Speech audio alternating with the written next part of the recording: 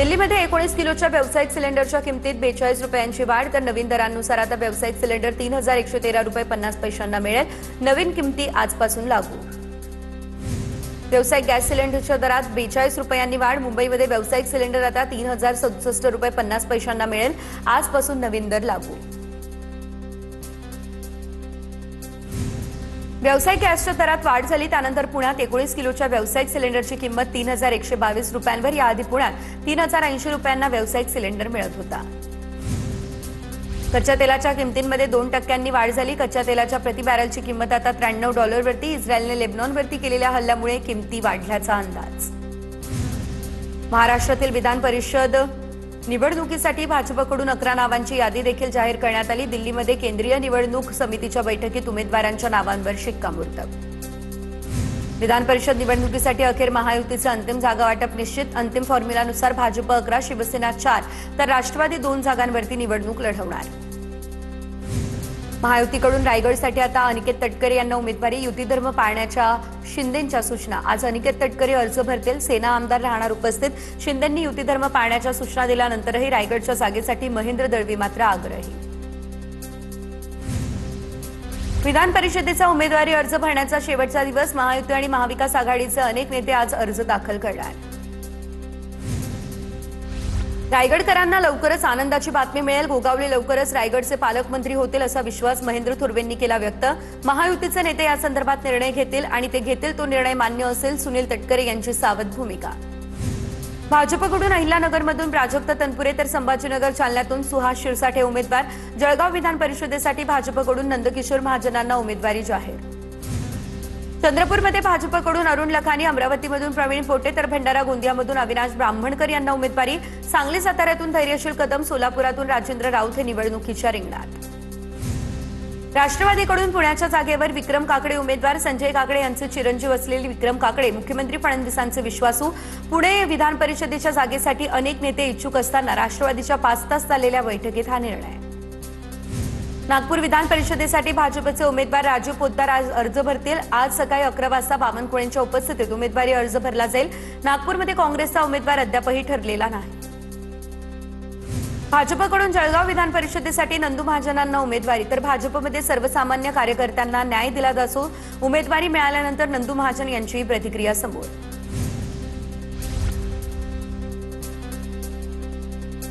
भाजपच्या सर्व प्रदेशाध्यक्षांची आज दिल्लीतील भाजपच्या मुख्यालयात बैठक. भाजपचे राष्ट्रीय अध्यक्ष नितीन नबीन यांच्या उपस्थितीमध्ये मोदी सरकारला 12 वर्ष पूर्ण होत असल्यानं या बैठकीचं आयोजन. लाडकी बहीण योजनेमध्ये 80 लाख महिला अपात्र. पडताळणीनंतर महिलांची नावं योजनेतून वगळली. लाभार्थ्यांची संख्या 1,66 लाखांवर. ई-केवायसीची मुदत वाढवण्यासंदर्भात सरकारचा कोणताही प्रस्ताव नाही. आम्ही लाडक्या बहिणींना आत्मनिर्भर बनवण्याचं काम केलं. कुणीही आलं तरी लाडकी बहीण योजना ही बंद होणार नाही. चौंडीतून उपमुख्यमंत्री एकनाथ शिंदे यांची ग्वाही. लाडक्या बहिणींचा शाप महायुती सरकारला लागणार. अपात्र बहिणींच्या शापामुळे सरकारचा सत्यानाश होणार. राज्यात 80 लाख महिला अपात्र ठरवण्यात आल्या. त्यानंतर विजय वडेट्टीवार यांचीही टीका.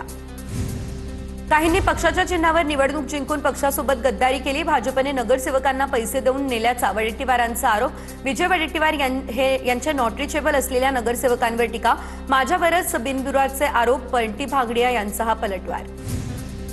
कॅबिनेटच्या दिवशी मुंबईमध्ये ठाण मांडून बसू नका. शिवसेनेच्या जिल्हाप्रमुखांना उदय सामंतांनी फटकारलं. मुंबईमध्ये हॉटेल बुक करून राहणाऱ्या जिल्हाप्रमुखांनी हे थांबवावं, सामंतांचा सल्ला. गणेश गीतेंच्या उमेदवारी अर्जावर सही करणाऱ्या नगरसेवकांची चौकशी होणार. पुण्याच्या सूचनेनुसार सूचक अनुमोदक म्हणून सही केली याची विचारणा करणार. नाशिकच्या जागेसंदर्भात निर्णय होण्याआधी गीतेंनी भरला अर्ज. राजकारणात खुर्ची महत्वाची, त्यामुळे आपली खुर्ची घेऊन आपण बसायला हवं. मंत्री चंद्रकांत पाटलांचं कोल्हापुरातील वाढदिवसाच्या कार्यक्रमात मिश्कील वक्तव्य. हिंदू आता जागा झालाय. पुढच्या काळात जिहाद होऊ देणार नाही. देशात आणि राज्यात जिहाद सुरू आहे, त्यामुळे हिंदू संघटित झाला पाहिजे. संजय केळकर यांचं हे वक्तव्य.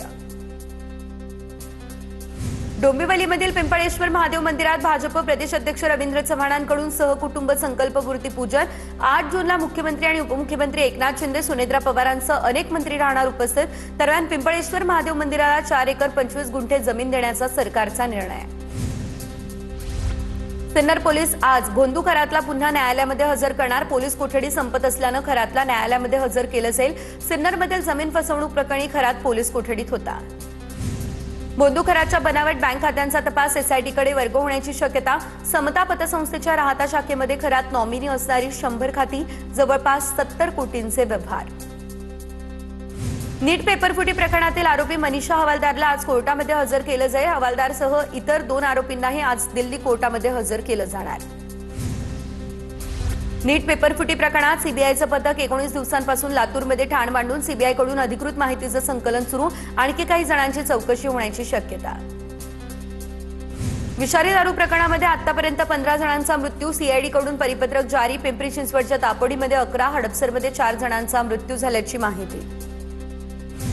पुण्यातल्या विषारी दारूमुळे मृत्यू झाल्याचं प्रकरण. या प्रकरणाचा तपास आता सीआयडीनं हाती घेतला. त्यानंतर तपासाला वेग.